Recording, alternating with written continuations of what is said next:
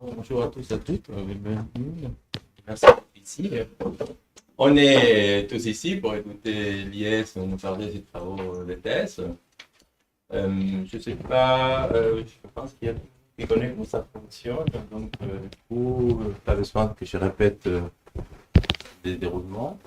Donc, tu as fait la thèse sur la direction d'Yvonne Delbande et tes rapporteurs sont David Favre et Luc Marteau. Et moi-même, je suis Maria Fiona et Laurent-Martin Wikowski, on est des examinateurs, et il y a Maurice Rossi qui est invité pour la thèse, donc qui a 40-35 minutes pour nous parler, et après je vais passer la parole au rapporteur, et puis il reste des choses. Parfait. Et voilà. Un petit peu la technique avant de démarrer, ouais, je vois très bien la promotion, mais je ne vois pas Yes. Peu importe, c'est bon. Alors attends, on va. Ah voilà, ça y est. C'est parfait. C'est bon? Oui, voilà, c'est ça. C'est le Très bien, merci. Parfait.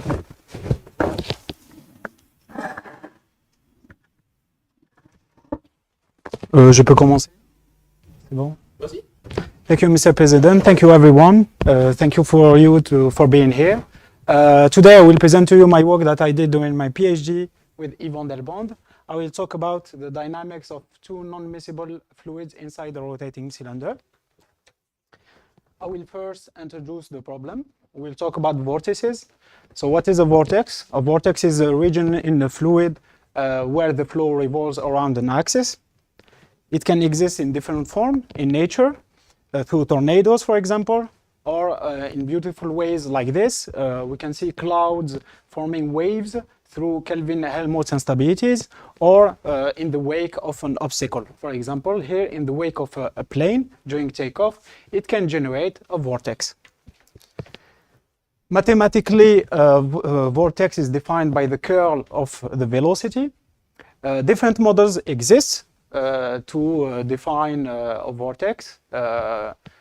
We have the Rankine vortex, which is a solid body rotation, plus a potential flow outside the vortex core. We also have the Lambousian vortex, which is a viscous vortex. Both models are idealized models of vorticity, and they are one-phase configuration. Different configuration exists, for example, two-phase vortex. Here we can see that we have a vortex generated in the wake of an hydrofoil, and with cavitation we can have a vortex core with a gaseous core inside. We want to understand this type of vortex in two-phase flows. We look into a simplified model. Here an example of an experiment that is conducted in Lyon, where we have a cylinder that is rotating, filled with water. The axis of rotation is perpendicular to the gravity, and it can generate a bubble. This experiment is part of an ANR project, VFIN, on the interfacial interaction between the vortex and interface. This is a video of the experiment. You can see at the beginning a cylindrical bubble, which was quite stable at the beginning, and it starts to be disturbed until it gets destroyed. We can see that even if this system is simplified compared to the picture that I showed, the dynamic of such problem is very complex. Now, the configuration of the problem, we have two fluids inside a cylinder. When we don't rotate the cylinder, we have gravity. The denser fluid is located at the bottom of the cylinder. We can define different parameters: the density, the viscosity, the radius of the cylinder. The index 1 and 2 represent each fluid. The index 2 represent the denser fluid. Now, if we rotate the cylinder, through centrifugal force, the denser fluid will migrate to the wall of the cylinder, generating a bubble around the axis of rotation. This bubble will have a radius called R0. Now, this experiment was first studied by Phillips in 1960. He did an experiment with water, as I showed before, and he proposed different analysis of the problem. He proposed a one fluid hypothesis, free surface configuration, envisaged flow. He didn't consider the surface tension, and he proposed a stationary solution of the equilibrium point, and he did 3D wave axisymmetric study. This figure is obtained from the paper that represents the wave frequency versus the filling level of the water. Few decades later, Kozlov did the same work, but using 2 liquids in the experiment. He proposed also an analysis on the 2D axisymmetric wave study, also in MVCID and without surface tension. And this figure represents also the wave frequency versus the filling level for different azimuthal modes. Well, one other major paper on this subject, Greenspan used a straw inside the cylinder, and this straw will replace the bubble. The idea is to not deform the interface, so we have straight interface. And what he's seen is that the straw will shift downward to a region of fluid where the velocity is higher, generating a vortex shedding to destabilize the system, as we can see in the figure. Now, we can define the governing equations and the numerical simulations that we are going to do. Note that most of the papers on the problem are experimental. There is no numerical simulation as far as I know. Now, we can define different reference scales. We have the length. We will use the radius of the cylinder to define the length. We'll use the density of the denser fluid to define the mass. We'll use the angular velocity of the cylinder to define the time. With that, we can define different dimensionless numbers. We have the Food number, the Reynolds number, the Weber number, and the confinement parameter. The confinement parameter is the ratio between the radius of the bubble and the radius of the cylinder.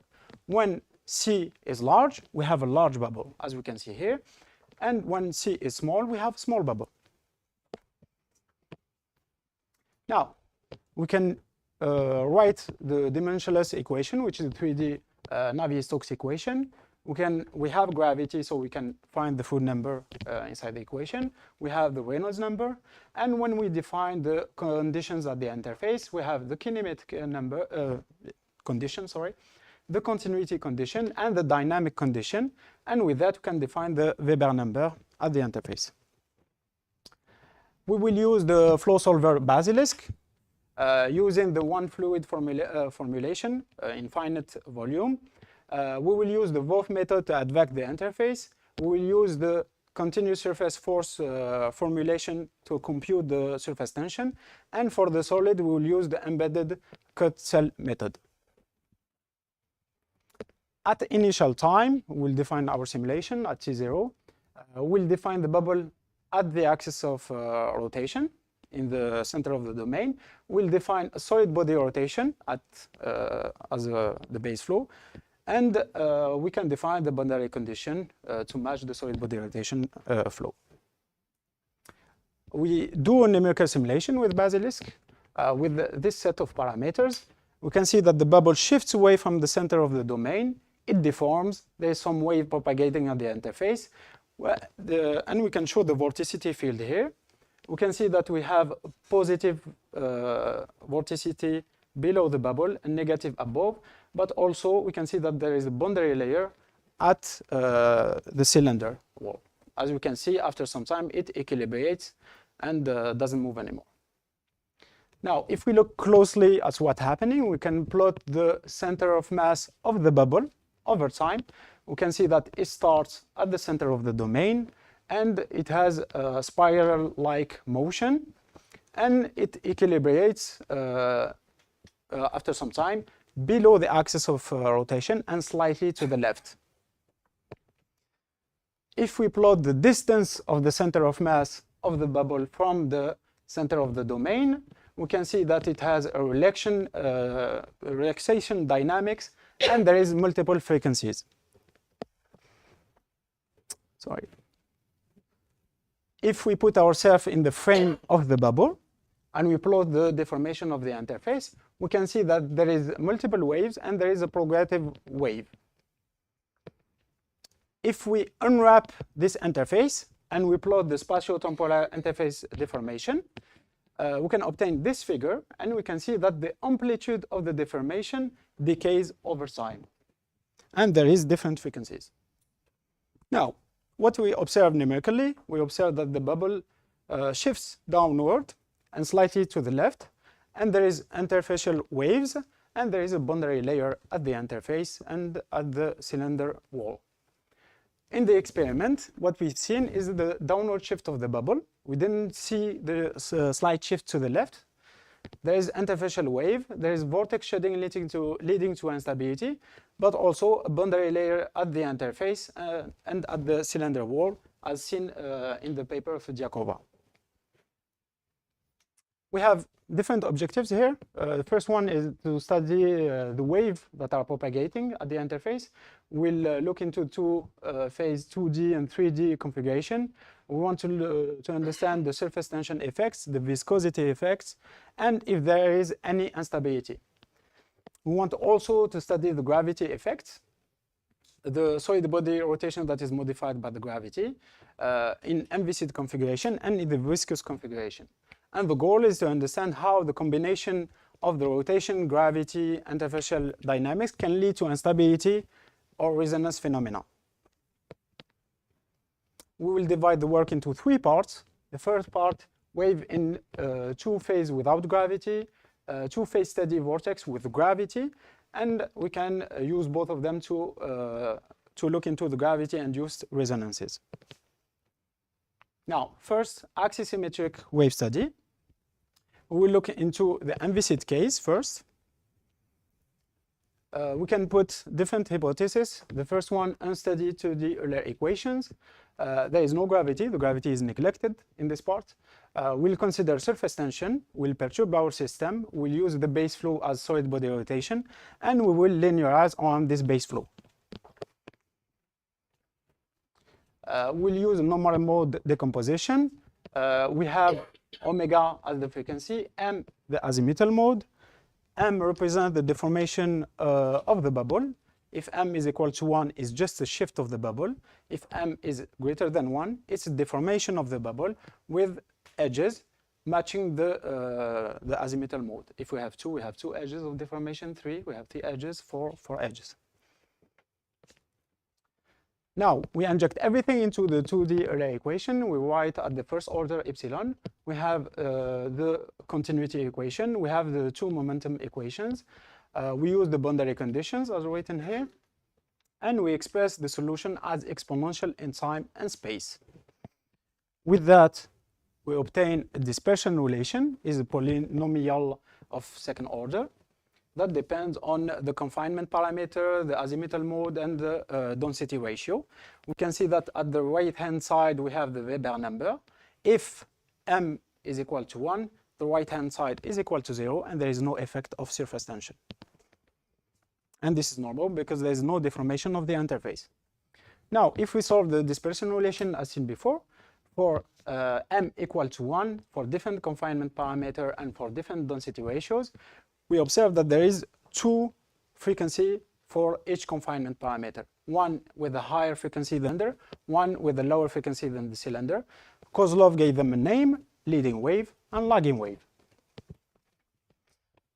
Now, if we look into different azimuthal modes here, for only the leading wave, as we've seen before, we can see that when we consider surface tension, Weber equal 100, for m equal to 1, there is no effect on the frequency.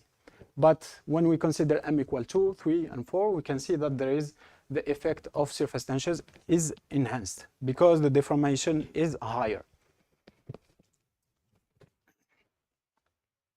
Now, if we want to do DNS and compare our results to the theory, we can do the same figure as we've seen before for different confinement parameter, and we can capture the frequencies of the system. We do a fast Fourier transform of this figure, and we can obtain this spectrum. We can see that there is two distinct frequencies, one with a higher frequency than the cylinder and one with a smaller. So the leading wave, the lagging wave. We do that for different confinement parameter, with one simulation with surface tension, the other one without surface tension. And we can plot this figure, and we can see that the DNS follows the theory that we've done. Now, if we consider viscosity, what's happening? We do other hypothesis, this time unsteady 3D Navier-Stokes equation, no gravity, viscosity, we perturb the system, we have solid body rotation as the base flow, we linearize around this base flow.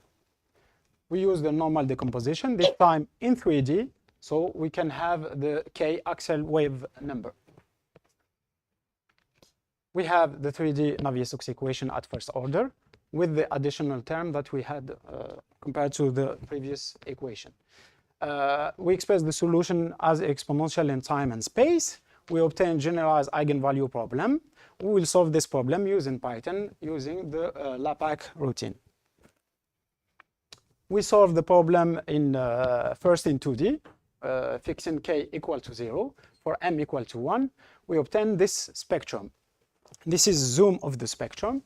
We can see that we have two frequencies different from omega, with one higher and lower. This one is the leading wave, this one is the lagging wave, and all the modes that we can see here are the Kelvin waves. And one thing to note is that all the modes are damped with a negative value of omega e. We can see that the leading wave has a greater decay rate than the lagging wave. We do the simulation with Basilisk, and we look into the decay rate for each wave, the leading wave and the lagging wave, and we compare the result from the theory, and we can see that we have good agreement with the theory and the DNS. Now, if we look into we do DNS with viscosity and surface tension for the second mode here, so we can activate the effect of surface tension, and we compare to the DNS and the theory. We can see that our result follows perfectly between each other. But if we look into the theory in the literature from Kozlov, we can see that it doesn't capture the dynamic when there is surface tension and viscosity.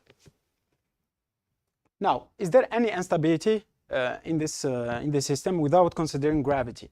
We look into the literature. Here, this is a figure obtained from Kubitschek, where he studied the rotating liquid jet, and we can see that the system is unstable for different modes. This instability is driven by the density ratio, which is the Rayleigh-Taylor type instability. Another instability, well-known instability, is Rayleigh plateau instability. We have a liquid jet, and this liquid jet, when it's perturbed, it deforms into droplet, as we can see here. And this instability is driven by surface tension. Now, if we solve the eigenvalue problem before for m equal to 0, meaning the axisymmetric wave problem, for Weber equal to 1 and in the 1 over Reynolds equal to 0, meaning MVC case. We can see that we have one unstable mode, which is the Rayleigh plateau mode, and we have the Kelvin waves at omega e equal to 0. We do that for different axial wave number. We can plot the growth rate for each of them for different density ratio. Also, a theoretical instability, which is the Rayleigh-Taylor type instability, where the density of the inner fluid is higher than the density of the outer fluid. We can see that we also have an instability driven by the density ratio. Now, if we do a DNS of our problem, we do the axisymmetric DNS, we perturb our interface, and we can see that over time the deformation grows, and we can try to capture the growth rate of this deformation, and we compare to our theoretical result. We can see that the growth rate follows the theory, and we have good agreement with the DNS. Now, we go to the two-phase vortex with gravity effects. Now we include the gravity.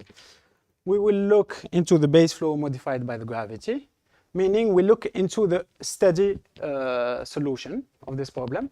So we are 2D steady Euler Navier-Stokes equation. We consider both of them. The perturbation is of the order 1 over Froude. We linearize our equations.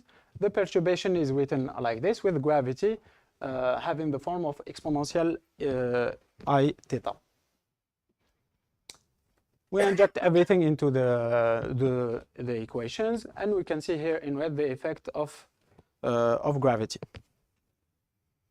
We solve just a linear problem. We can obtain the disturbance of the velocity and the pressure disturbance. We can see that the bubble shifts downward. The flow accelerates below the bubble and decelerate above the bubble. And we can see that the pressure is divided into two parts. We have the hydrostatic pressure and we have the shift pressure, where the hydrostatic pressure is due to the gravity and the shift pressure is due to the shift of the bubble, where the pressure is higher above and lower below, which explains the shift of the bubble below. Now, we try to explain why we have this type of dynamic. If you imagine the bubble shifting to any point of the domain, the section here will become smaller, meaning with conservation of mass, the flow will accelerate here and decelerate here, generating a pressure gradient, which will compete with the hydrostatic pressure, which generate an equilibrium point below the axis of rotation. Now, we consider the viscous case. This time Reynolds equal 2500. We can see that the flow accelerates below the bubble, but slightly to the left, and decelerate at the opposite side of the bubble, generating a boundary layer at the interface. Now, if we look into the vorticity field, this is the inviscid case, this is the viscous case. We can see that there is a boundary layer generated at the cylinder wall, but also at the interface. If we look into the displacement of the bubble, we can see that in the inviscid case, the bubble shifts downward, but when we add the viscosity, there is a slight shift to the left. And this is due to the boundary layer that is generated at the interface upstream compared to when we are in the inviscid case. We do different simulations for different Reynolds number and compare the shift of the bubble, the equilibrium point, compared to the theory. We can see that it follows the same behavior, but we have a small discrepancy between them, which is around 10%. We want to understand why we have this discrepancy. We look into the mean flow that we have in the DNS. We can see that we don't have a solid body rotation no more, but we have something like solid body rotation inside the bubble and a solid body rotation outside the bubble plus a potential flow, meaning that we need to correct our base flow that we inject in our linear problem. We use the mean flow that we obtain in the DNS, we inject it in our code, and we redo the simulation, and we can see that the discrepancy is reduced to 1%, meaning that the base flow is not solid body rotation, but solid body rotation plus potential flow. Now, we want to look into resonances. We go to the literature. We can find a lot of papers of resonance on the stability of vortices. This figure is obtained from Lévesque, where he studied the Crow and elliptic instability. As we can see here, this is an elliptic instability where the wavelength is very small compared to the Crow instability, where we consider a long wavelength. And here we have a paper from Eloi and Le Dizès, where he studied the stability of a Rankine vortex subjected to multipolar strain. Here we have dipolar m equal 2, tripolar m equal 3, quadrupolar m equal 4. Now, this figure is obtained from Eloi and Le Dizès from the previous paper, as I showed. And to understand the resonance mechanism, in presence of a strain, the 2D stationary vortex is deformed due to the dipole, the strain that is present. This situation creates the condition for resonance, elliptic instability, combining two 3D waves so that they have the same axial wave number, the same frequency, but the two azimuthal modes are differ by 2. This is the figure of the branches of the Kelvin modes. We can see that for m equal -1, m equal 1, the branches cross each other at different points, as we can see here. And at this point, you can have the resonance phenomena. In our case, in presence of gravity, the 2D stationary vortex is deformed through the contribution m equal 1 compared to m equal 2. This situation creates the condition for the resonance, which is the shift instability, combining two 3D waves also, but this time m1 and m2 are separated by 1. Now, if we want to do the resonance instability, we want to simplify the problem. We look into the one-fleet configuration, which was first studied by Phillips. I don't write the equation because it was already done. So the one-fleet configuration means we don't consider the inner fluid, but we still capture the shift of the bubble, the acceleration of the fluid below the bubble, deceleration above the bubble. And with that, we can write our base flow, which is here u bar, which is the base flow modified by the gravity, meaning solid body rotation plus the shift of the bubble due to the gravity in the MVCID and one-fluid configuration. We'll use the 3D Euler equations. One-fluid configuration, we have the steady perturbation gravity, and with that we add a small perturbation epsilon. So we have u will be u bar plus small perturbation of the flow. We inject everything into the Euler equations. We have this set of equations, boundary conditions at the wall, at the interface. We can rewrite the equations into a matrix form. Here we have m will be the Euler coefficient, and n will contain the gravity effects. To solve the system, we write u to be u0 plus epsilon u1, and omega to be omega 0 plus a small shift of the frequency. At leading order, we have this equation that will to represent the Kelvin waves plus the interfacial wave. At the second order, it represents the interaction between the Kelvin waves and interfacial waves at a given omega 0 coupled by the gravity. The azimuthal dependency exponential I theta exponential minus I theta implies that only the Kelvin waves and interfacial waves of azimuthal wave number separated by 1 can be coupled, as I said at the introduction of the resonance chapter. Now, if we solve the first equation for different axial wave number, we can obtain, I just plot the 8 first waves. We can obtain in red the interfacial wave for m equal to 0, m equal 1, and we have the Kelvin waves in between. If we plot both of them in the same figure, we can see, as we've seen with Christophe Eloi and Le Dizes, the branches crosses at different points, as shown here, and we can define different indices for the branch. So for the interfacial wave branch, we can define it as 0 here and here, and for the first Kelvin waves, we can define it as 1 and 2, 1 and 2. The crossing happens when they have the same axial wave number, the same frequency, and the two azimuthal modes are separated by 1. Now, if we solve the second equation at a given omega 0, for two azimuthal modes separated by 1, we can obtain this dispersion relation, where sigma represents the growth rate, I and G represent the terms that involve the boundary conditions. We can solve this problem for a given set of azimuthal mode, m1, m2 equal to 0 and 1. Here we represent the axial wave number for each crossing, meaning here each branch, for example here 0, 0 will represent the interfacial wave for m equal to 0 and m equal 1. We can see that the crossing happens for large confinement parameter, the crossing happens at large axial wave number.